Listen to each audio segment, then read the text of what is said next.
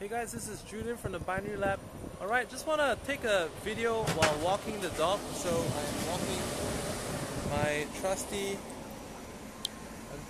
walking my trusty pet of like the past 10 years and making this video.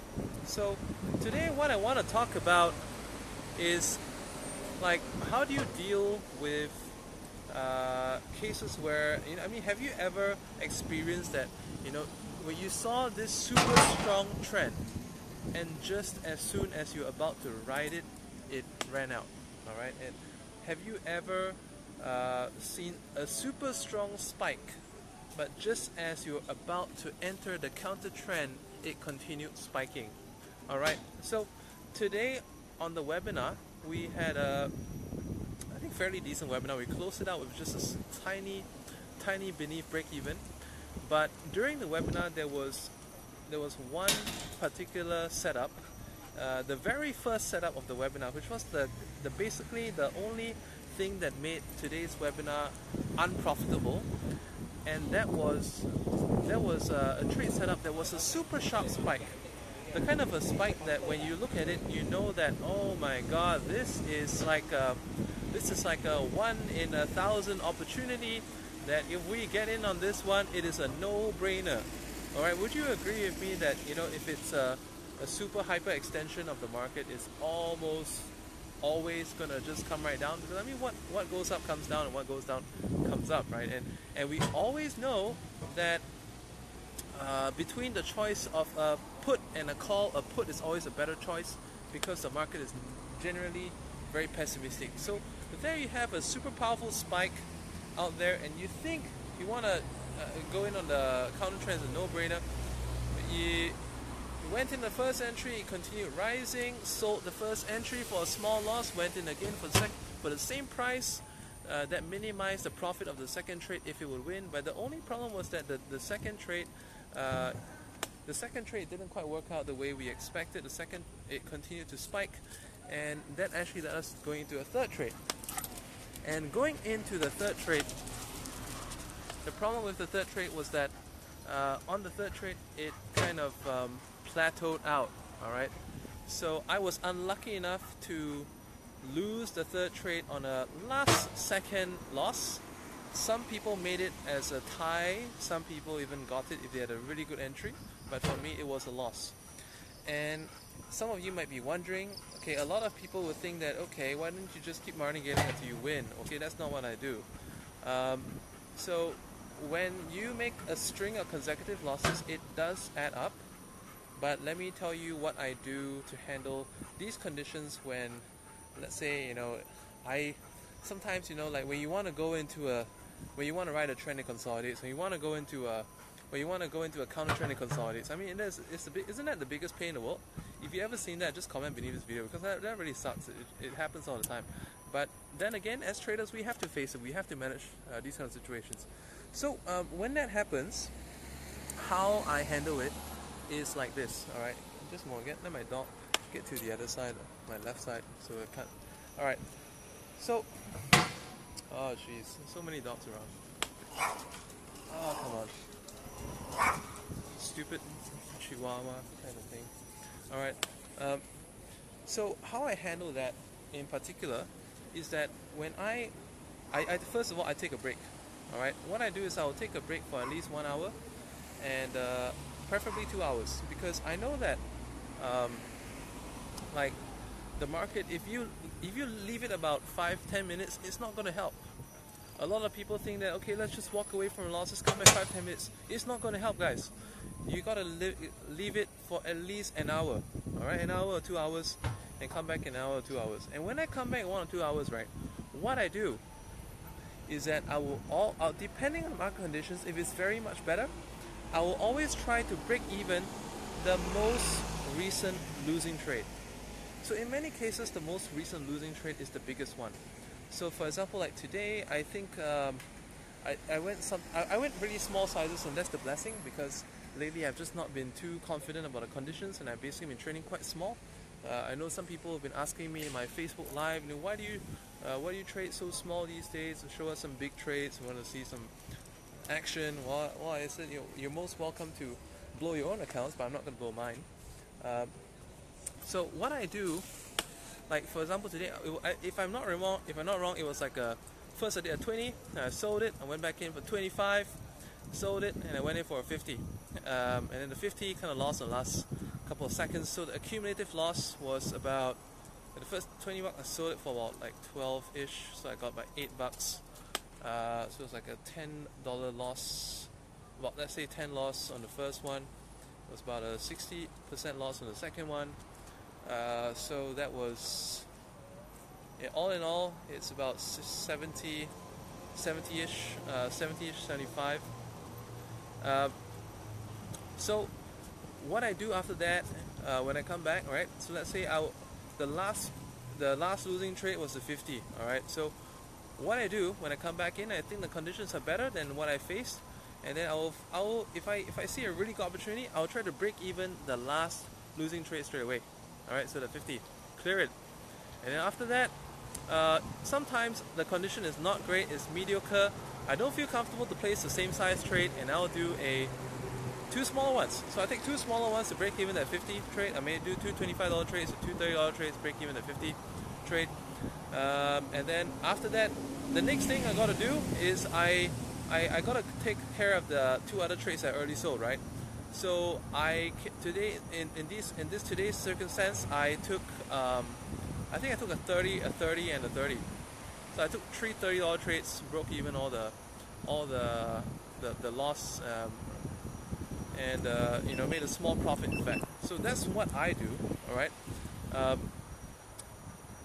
And let's talk about, okay, if this is too small figures to discuss, I want to talk about like 2 weeks ago. 2 weeks ago I was really going for it. If you guys saw me on the IQ option, I was like number 16 on the leaderboard, not because I was literally not because I was making a lot of profit, but I was making a lot of turnover. Why? Because I was taking all these, like, I was making big gains, big losses. So in the end, it was really about, it wasn't really that much actual gain, but it was just a lot of turnover. And that was also because the market caught me by surprise many times. And because the market caught me by surprise many times, that's why this week I just want to, I just sick of the drama. I want to take it easy, $15, $30 trades. But 2 weeks ago I was doing like $100, $200 trades.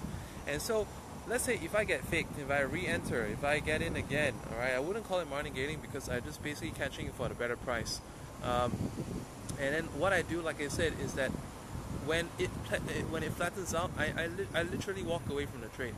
So 2 weeks ago I was on various occasions walking away from like a $600 loss, $500 loss. Sometimes if you get 2 in a row, I'm already out $1,100. If I get 3 in a row, which it does happen, right?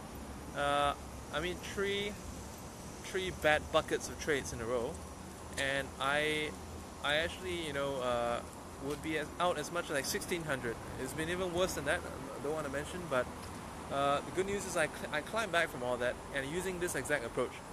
So if you think of it as that, shit, I am 600 bucks out, shit, I'm 1,100 bucks out, it's gonna make it very stressful for you. It's gonna make it very difficult for you to recover. So let's take it step by step. All right, step by step. If we reset down to a super boring size of like 25 buck trades to try to offset a $1,000 loss or $600 loss, it's gonna be very it's a very daunting thought. It's gonna put you off. So what I do is that I try to offset the most recent loss, and then the one before that, and then the one before that, and then the one before that. So when I do it in this way, I find that I'm able to clear up a loss very fast, and in the process of doing so, exercise my skill in scanning for trades. In the process of doing that, it makes me more accurate in fishing for trades. So you see me on the webinars nowadays, I'm taking a lot less trades than I do, but at the same time, if I see something is really good, I don't hesitate to get in for it. So it makes me less hesitant on the right trades, and it makes me more skeptical of the setups that won't probably work out. One of the troubles that I see a lot of traders doing is that, you know, they you know, have this mentality that I'm only free at this time of the day, whether it's work or school or like, you know, whatever, you know. Sometimes you set aside a certain time of the day, but just so happen that day it's not working out the way that you want. And then because you think that, damn it, I'm not going to be free tomorrow, I got to resolve this problem today. And then because of that, you just try to force trade it. And then before long, you kind of you made a couple of mistakes, and then you think that, okay, all I need is one really hot opportunity. But then that one really hot opportunity comes to bite you, because the one really hot opportunity is the one that goes flat and sideways. Ever experienced that, people? I mean, you gotta be lying if you say you don't, because I know that happens, and I know that happens to a lot of people, not just people in the binary lab. I mean, even people in the binary lab as well. Okay, because they're just people who don't listen. They're just people who don't listen about like control and chilling your brain, because you think that everyone goes all scarcity and thinks that I haven't got time, I've got to do this now. And then what happens is that you mess it up, and then you start looking for opportunities. Sometimes because you're just looking for this way to clear up your loss, right? And then you find out that any half decent trade, you just take it. But hey, a half decent trade setup is only worth a half decent investment. Alright, so let's say I'm usually doing $50 trades. A half decent opportunity is only worth 25 bucks or less. And a kind of good opportunity, which is not a good opportunity, is worth probably 35 bucks. Does that make sense to you? But the thing is that if you took the time to just go out of your house, have a workout, and go for a massage, take a meal or whatever, come back later, and it could be better. It's not different from like, have you ever seen, let's say, your nieces or your kids or your friends' kids fighting over toys, and in the process of fighting over the toy, they destroy it. So like a lot of people just get, okay, don't mind the noise because my electric unicycle is low battery. Okay, I'm just gonna finish up this video and head back upstairs. Okay, so in the process of fighting over a toy, which the kids, if they only learn how to wait and share, they could have both got the chance to play. But because they were rash and they decided to just Please charge it. So because they decided to just keep doing it, and as a result of doing that, they just basically mess it up for themselves, and as well as other, they bring that negative energy to the next thing that they do, whether it's at work or home or what, and then you become negative for the rest of the day. So don't be that victim, don't be that child. I mean, we are all grown-ups right now, and we are all mature people, so let's not be immature when we trade. When you see that loss, like I said, sometimes it sucks, but walk away, come back, work on the last one, work it from backwards to the front. And usually if we just start with clearing the last trade, it is usually 40% of the total loss that we made that day already. So if we have been down, let's say, like I told you in the example, like 600, chances are the last trade that we took that contributed to that loss was about 250 or 300 itself. So if we can just offset that last 300, we have reduced our loss by 50%.